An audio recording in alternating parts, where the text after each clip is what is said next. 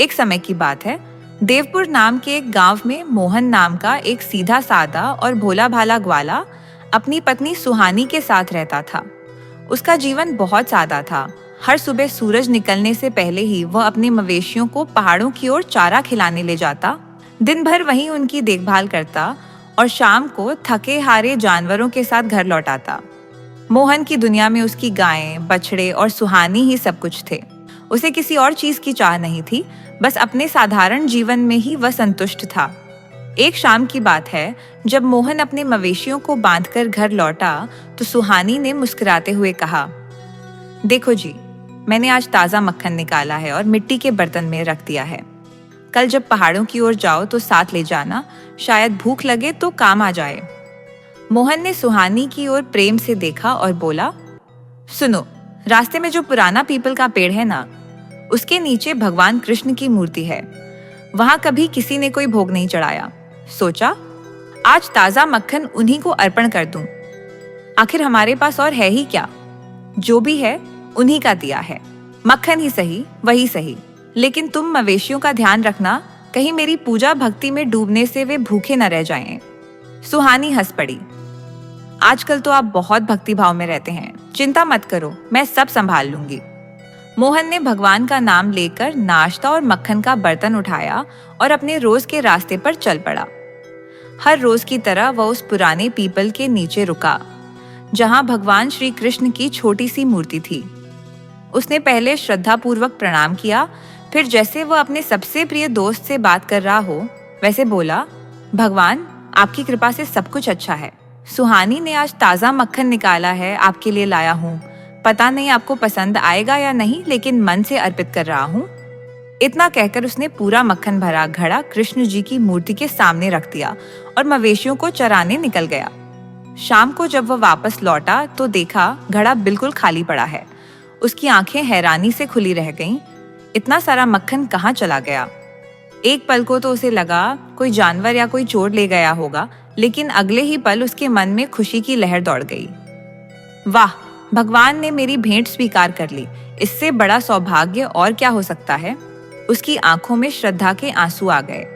उसने वहीं खड़े खड़े कहा, भगवान, आपने मेरी भेंट स्वीकार की, मेरी बात सुनी, अब मैं रोज आपके लिए ताज़ा मक्खन लाऊंगा, बस आप खुश रहें।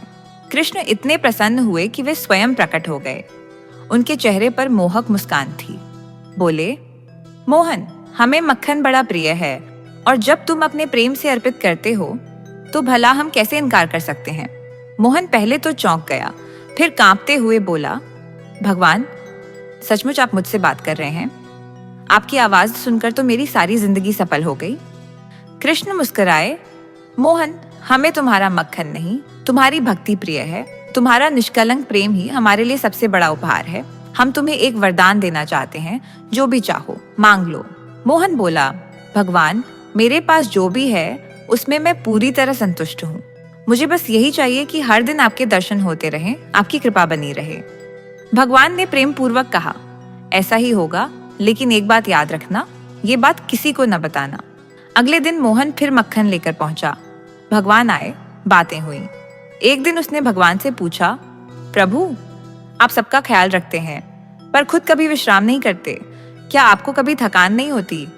भगवान मुस्कुराए, मोहन, तुम्हारी ये मासूम चिंता मेरे हृदय को छू गई। तुम आज यहीं रहो और देखो कि भक्त क्या क्या करते हैं, लेकिन एक शर्त है, किसी से कुछ मत कहना। मोहन पेड़ के पीछे छिप गया। एक व्यापारी आया, पैसे की थैली रखकर चला गया। फिर एक गरीब आया, भूख से व्याकुल। उसने वही थैली उठाई और बोला, प्रभु, आपने मेरी सुन ली। उसके बाद एक सपेरा आया, गोकुलराम। वो भगवान के सामने प्रार्थना कर रहा था, तभी व्यापारी लौट आया। थैली गायब देखकर सबने गोकुलराम को चोर समझ लिया। मोहन से रहा नहीं गया। उसने भगवान की दी हुई शर्त तोड़ दी और बोला, इसने चोरी नहीं की, मैंने देखा है, एक गरीब आदमी थैली ले गया है। सच सुनकर लोगों ने उस गरीब को पकड़ लिया। थैली वापस आई, पर बाद में वही गरीब पकड़ा गया और उसका परिवार भूखा रह गया। गोकुलराम को सांप पकड़ते हुए सांप ने डस लिया। मोहन यह सब सुनकर व्यथित हो गया। प्रभु, क्या सचमुच मेरी वजह से गोकुलराम की मौत हुई?